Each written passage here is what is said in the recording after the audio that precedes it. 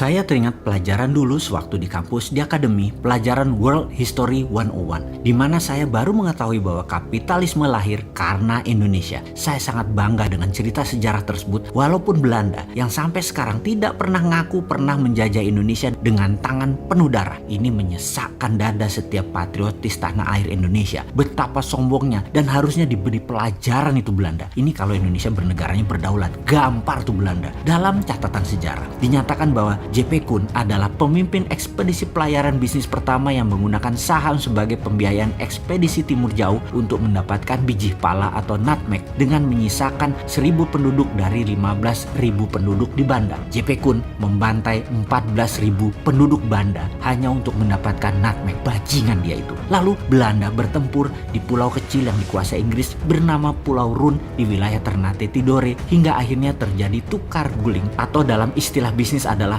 swap deal. Inilah deal pertama pertukaran wilayah Pulau Run milik Inggris ditukar dengan New Amsterdam di Amerika. New Amsterdam kemudian hari dikenal dengan nama baru sehingga sekarang yaitu bernama New York. Jadi kalau tidak ada Pulau Run penghasil biji pala, maka New York dan New Frontier Inggris bernama Amerika tidak akan pernah seperti sekarang ini jangan-jangan. Kembali ke kapitalisme modern. Perjalanan Jan Pieter Soen Kuhn ini memerlukan biaya sangat besar. Karena itu dibuatlah sebuah usaha yang bernama VOC, Dutch East Indies Company, milik berbagai pengusaha Eropa berbasis di Belanda. Mengapa multi owner? Karena semakin banyak yang store saham, semakin kecil resiko yang ditanggung dalam perjalanan yang berbiaya sangat besar tersebut. Inilah asal muasal awal kapitalisme modal bersama. VOC adalah perusahaan pertama listing atau perusahaan pertama di dunia yang menjual stok atau sahamnya agar bisa dimiliki banyak pemodal. VOC juga perusahaan pertama di dunia yang sahamnya dimiliki oleh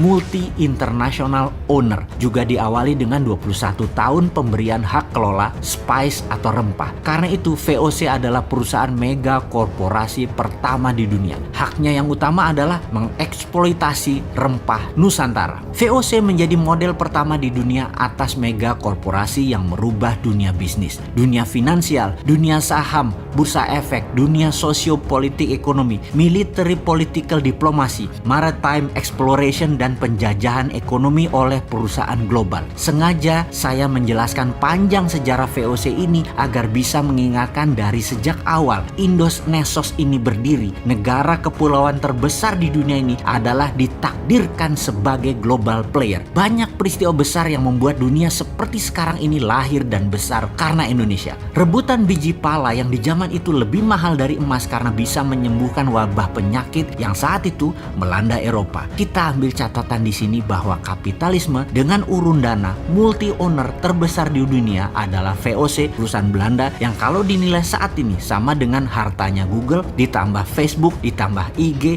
ditambah WA, ditambah Amazon, ditambah hartanya Elon Musk, sama dengan VOC. Kembali ke sejarah menarik lainnya yang bernama Coleganza. Coleganzanya Venesia, kota negara kecil di bawah protektorat Italia saat ini seperti halnya City of London. Venesia juga merupakan city country yang telah ada sejak 1200 tahun yang lalu, di mana masa kejayaannya adalah di abad 11 dan 12 jauh sebelum VOC berdiri. Mereka menciptakan urun dana namun untuk pengusaha kecil, menggabungkan kekuatan multi owner namun untuk UKM. Karena sistem ekonomi Coleganza, Venesia kaya raya dengan cepat dan mengendalikan Eropa Barat kala itu. Jadi di sini kita ambil catatan lain lagi. VOC dan sistem Coleganzanya Venesia keduanya menggunakan urun dana, dan urun dana yang terbaik adalah memiliki bursa pertukaran untuk saham atau yang dikenal dengan istilah bursa secondary, seperti halnya bursa IDX-nya Indonesia atau bursa New York Stock Exchange-nya di New York. Maka di Indonesia saat ini urun dana juga sudah menjadi solusi walau baru 1 tahun ini. Namun bursa pertukaran kepemilikan atas saham UKM belum berjalan dengan baik. Untuk itu ada baiknya pemerintah mempercepat mempromosikan untuk bursa secondary ini bisa berjalan setiap hari kerja dalam waktu segera. Santara saat ini sudah mengantongi izin bursa secondary satu-satunya di equity crowdfunding. Kemarin dari 10 perusahaan yang listing, istilah kami adalah penerbit, dari 80 penerbit di Santara kita simulasikan transaksi bursanya. Ternyata apa yang terjadi? Semua saham tersebut naik 10% sampai batas limit atas tercapai dari setiap penerbit yang bagus performanya. Sangar sekali dan sangat menguntungkan. Bayangkan kalau dalam 2 tahun ke depan ada 10.000